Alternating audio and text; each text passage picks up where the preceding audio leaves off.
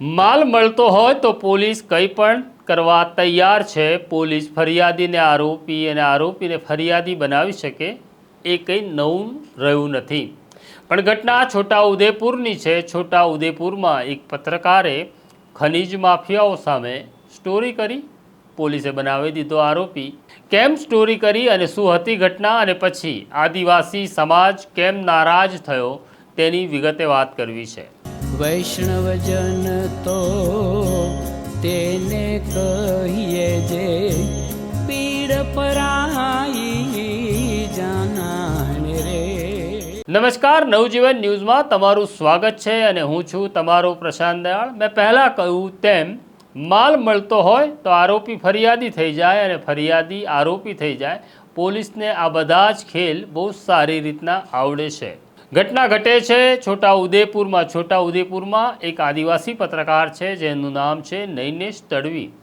નૈનેશ તડવી આદિવાસીઓનો અવાજ બને છે। નૈનેશ તડવી વંચિતોનો અવાજ બને છે।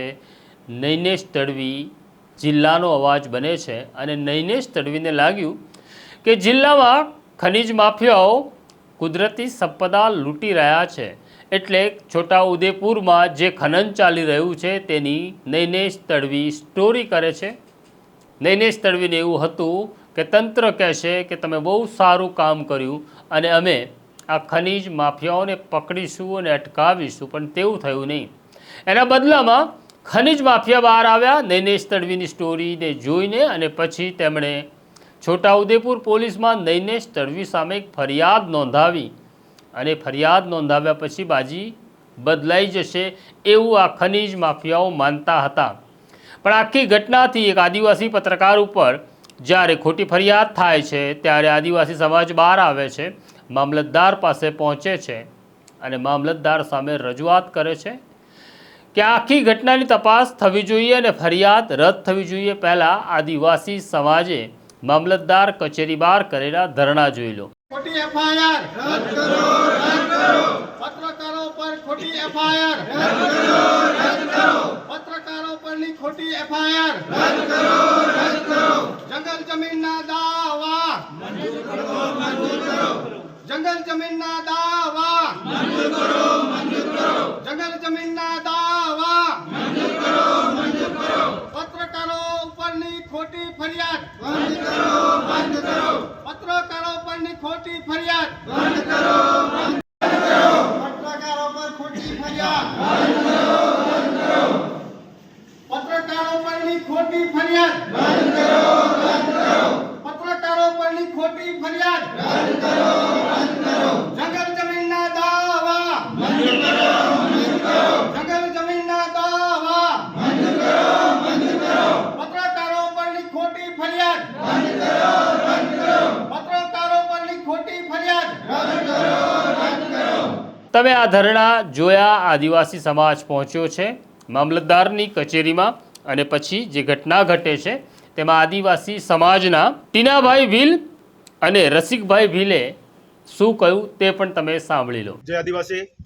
આજે આદિવાસી સમાજ નસવાડી મામલતદાર ખાતે આવેદનપત્ર આપવા માટે આવેલા છે।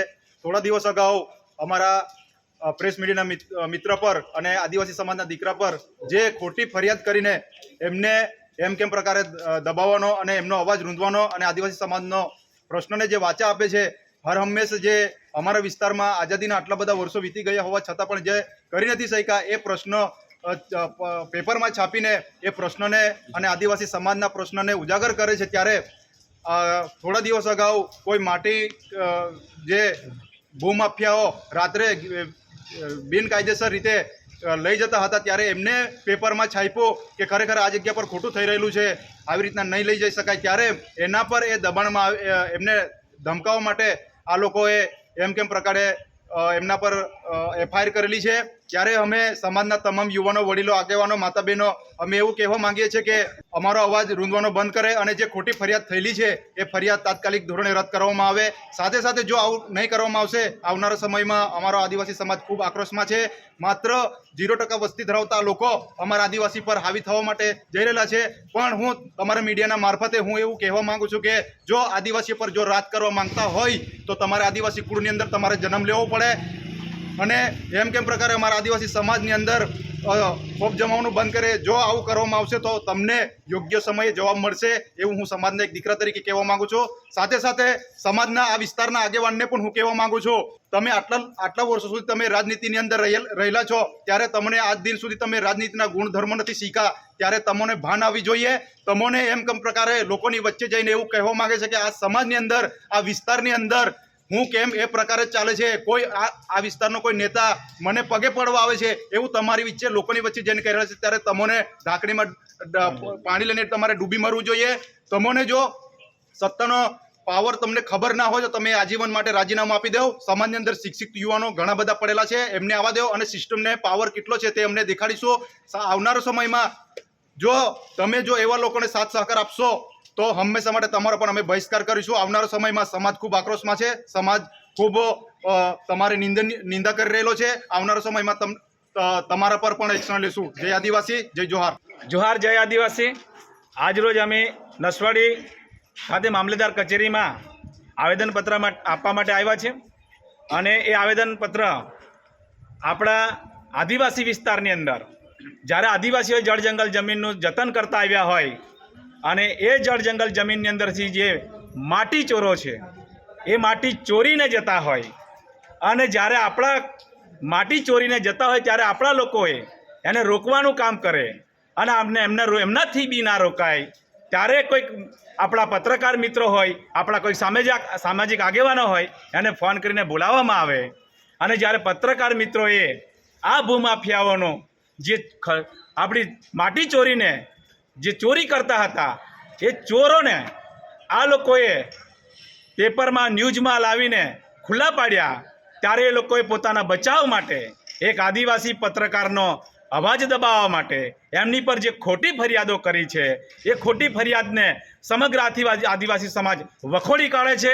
ખરેખર જ્યારે આદિવાસીઓએ જળ જંગલ જમીન ઉપર, ચાહે પત્રકાર મિત્રો હોય, ચાહે સમાજના આગેવાનો હોય, એ જ્યારે એની પર વાત કરતા હોય છે અને જે બીજા ભૂમાફિયાઓ છે એ જ્યારે જમીનની ચોરી કરે અને જ્યારે એ વાતને સમાજ ઉજાગર કરે અને એને પેપરમાં છાપવામાં આવે ત્યારે આપણા પત્રકાર મિત્રો ઉપર જે ખોટી ફરિયાદો કરી અને એમનો જે અવાજ દબાવવાનું કામ કરી રહ્યા છે એ બિલકુલ ના થવું જોઈએ. અમે સરકાર પાસે પણ અને પ્રશાસન પાસે પણ સમગ્ર આદિવાસી સમાજ એમની માંગ કરીએ છીએ કે આ ખોટી ફરિયાદો છે એને રદ કરવામાં આવે અને ખોટી ફરિયાદો લેવામાં ના આવે, એની તપાસ થવી જોઈએ. ખરેખર આ ભૂમાફિયાઓ જે ચોરી કરી છે એ જમીનની જે ચોરી કરે છે, જે માટીની ચોરી કરે છે, એ સરકારની તિજોરીને પણ બહુ મોટું નુકસાન છે અને સરકારશ્રી પણ આ નોંધ લે કે આ જે ભૂમાફિયાઓ પર એમની પર કાયદેસરની કાર્યવાહી કરી અને એમને જેલમાં નાખવામાં આવે એવી અમારી માંગ છે. જોહાર, જય આદિવાસી. તમે આ બે આદિવાસી નેતાઓએ પોતાના સમાજના એક આદિવાસી પત્રકાર માટે શું કહ્યું તે સાંભળ્યું. હવે સાંભળો મામલતદાર વિરાજસિંહે શું કહ્યું.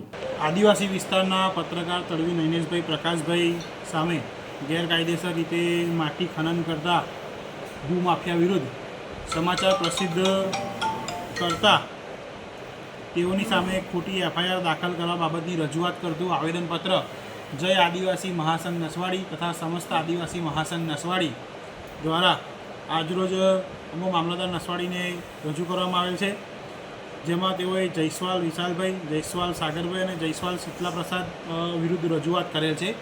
સદરુ આવેદનપત્રને માન્ય કલેક્ટર સાહેબશ્રીને ફોરવર્ડ કરવામાં આવશે, જે જાણવા લેશે. તો આ છે આપણું ગુજરાત, જ્યાં પત્રકાર બોલે છે તો પત્રકાર સામે ફરિયાદ થાય છે. તંત્ર ઈચ્છે છે, માફિયાઓ ઈચ્છે છે કે પત્રકાર પણ ચૂપ થઈ જાય, પણ તમે શું કહો છો? તમારો અવાજ પણ ખૂબ અગત્યનો છે, કારણ કે પત્રકાર જે વાત કરે છે એ તમારી વાત કરે છે. તો આ સ્ટોરીને ખૂબ શેર કરો, જેથી ગાંધીનગર સુધી તમારી વાત પહોંચે, આદિવાસી સમાજનો અવાજ પહોંચે અને પત્રકાર નૈનેશ તડવી સામે નોંધાયેલી ફરિયાદ રદ થાય તેના માટે તંત્ર કાર્યવાહી કરે, એ ખૂબ જરૂરી છે. તો આ પ્રકારની સ્ટોરી જોવા નવજીવન ન્યૂઝ જોતા રહો, લાઈક કરો, શેર કરો અને અમને સબસ્ક્રાઈબ કરો. અત્યારે મને મારા સાથી જયંતને રજા આપો. નમસ્કાર. વૈષ્ણવજન તો તેને કહીએ જે પીડ પરાઈ.